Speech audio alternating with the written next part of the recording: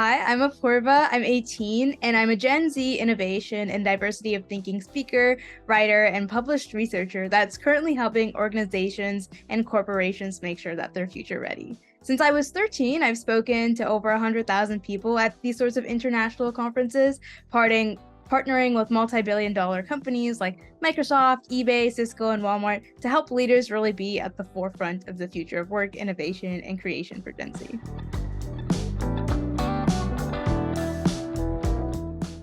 Well, it started when I competed on a game show called Genius Junior, hosted by Neil Patrick Harris on NBC. It gave me this incredible visibility to millions of people that obviously I was completely new to. And it really felt like this once in a lifetime opportunity to talk about the issues that I cared about because I had a platform where people would listen. So I began to talk about things like gender bias in STEM, my journey in math, and my perspective as a Gen Z. And I think what I took from this and what other people can take from this is sometimes these unexpected experiences can put you in this like entirely unique position to create change and to speak up. And I think it's important to open yourself to these kinds of opportunities and see where it takes you. My personal belief is that chance and unexpected coincidences is some of the most wonderful things that you could take advantage of, and it helps create these experiences that you'll never forget. Well, when we think about diversity in the workplace, we often think about measures like race, gender, and ethnicity, but we don't really think about age. And Gen Z is, the first generation of digital natives. Every generation has its own values as creators and consumers, and the globalization of this culture is something that's never been seen before. So when we're thinking about inclusion, especially in the workplace, we need diversity in all these aspects to create something that's well-rounded with a lot of different perspectives. But the thing with diversity and inclusion is you don't want to take all these unique perspectives that you've hired and try to, fit square pegs into round holes. So figuring out how to keep up with emerging generations and create an inclusive workplace for everyone is, I think, the next big challenge that leaders need to prioritize solving.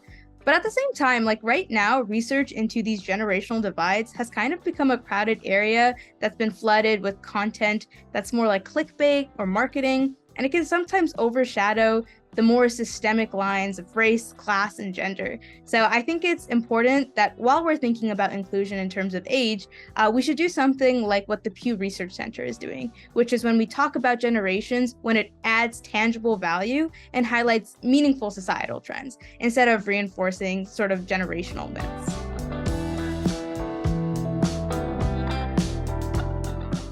Yeah, that's an amazing question because I think it's something that leaders and corporations are really struggling with. The influx of Gen Z into the workforce is a very unique challenge, but it's also a really unique opportunity because right now leaders are struggling to adapt to Gen Z's approach to work and also retain them. But on the flip side, Gen Z is right now the least happy generation at work. And their happiness at work is tied to how much they care and how passionate they are about the work they do. So this is clearly a big problem to solve for both sides, right? So to bridge this mismatch, I think we need to understand Gen Z's values, especially to stay competitive in the future of work and innovation. So we need to think about reimagining the workplace with things like loyalty and ownership, and maybe shift towards an environment that supports our tendency to move fast and our identity as digital natives. Because there's a lot of myths floating around about how Gen Z employees are, lazy job hoppers who don't want to work. But this actually has been found to have the same job hopping frequency as millennials and Gen X. The reality is that most Gen Z just want to be in environments where we not only earn a paycheck, but we also find meaning in our work. And we find our values of diversity and inclusion and also social responsibility in companies. So I think that when we think about Gen Z's values, especially using the fact that we're digital natives, we'll see that we really value personal connections and work environments where we can connect with each other on a human level.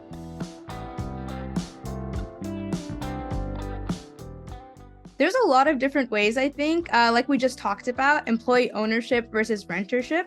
I get this question a lot from senior execs where they ask me how do I have Gen Z be loyal to our company? And I think that's kind of the wrong question to ask. I think instead we need to adapt to this tendency to move fast and work on things you care about, because the reality is like we're all evolving humans and the things we care about change, and we want to really like push ourselves and expand our skill sets.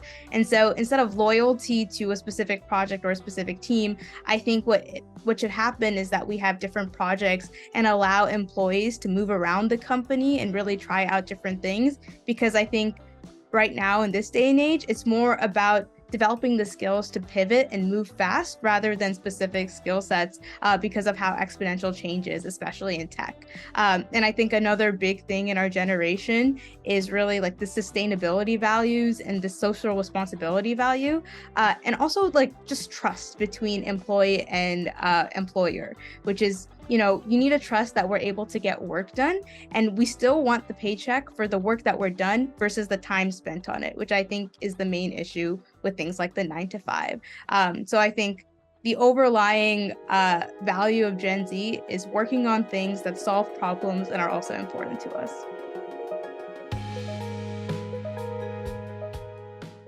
Yeah, this is an amazing question, and there's a lot to say about this, but I'll try to keep it short. I think there's this really interesting mismatch between the exponential, very quick growth of tech and the glacial speed of policy, bureaucracy, and government. So, for example, suppose we had like a global AI treaty. Then each country would need to individually ratify this treaty and implement it into national law, which could take years. And who knows what AI and tech development would look like at that point. So it's almost like this constant gain of catch up. So I think that when we're talking about ethical AI and tech policy in the coming years, one thing that's happening right now is the EU's AI Act, which is one of the most comprehensive proposed regulations right now, and really the first law on AI by a major regulator. So if this succeeds, it will set a new standard for AI regulation around the world. And it's looking at these sort of high-risk applications of AI, like in the healthcare sector, the education sector, and things like generative AI and facial recognition. So how this will affect corporations, it's in a lot of different ways. One thing acts like this could do is hold bad actors accountable with fines, and it also prevents the sale and use of non-compliant AI technology in the EU. And this might become the default because non-EU technology would have to adjust their tech to comply with EU standards in order to, create sales and business in the European Union. So I think translating these regulations into clear rules for companies and having regular audit requirements for data bias and security will be huge in the next decade, especially as we're, getting used to regulation. And then we'll also have to think about things like lobbying from tech companies to loosen restrictions. But, all of this will definitely take some time, at least a couple years before, this act makes it through the EU legislative system. I think the biggest sort of challenge looking in the next decade is how do we even define ethical in terms of AI and technology? Because there's so many different contexts and countries and actors involved, and a global consensus is just very difficult to achieve. There's political challenges like the arms race between China and the US, where this definition of ethics is just different. And it almost becomes a decision between taking a step back to define regulation at the risk of falling behind in this arms race. So when we are thinking about regulation, we need AI to be transparent, robust, secure in a safe way, have accountability mechanisms, and it should be designed in a way that respects democracy, human rights, and diversity. And I think in the next decade, when AI will not be able to, think on itself, the question here is whether its human users will employ ethical principles that are focused on public good and public service rather than something like optimizing profit and economic growth. And it's both for possible to coexist, but that's definitely the most important question.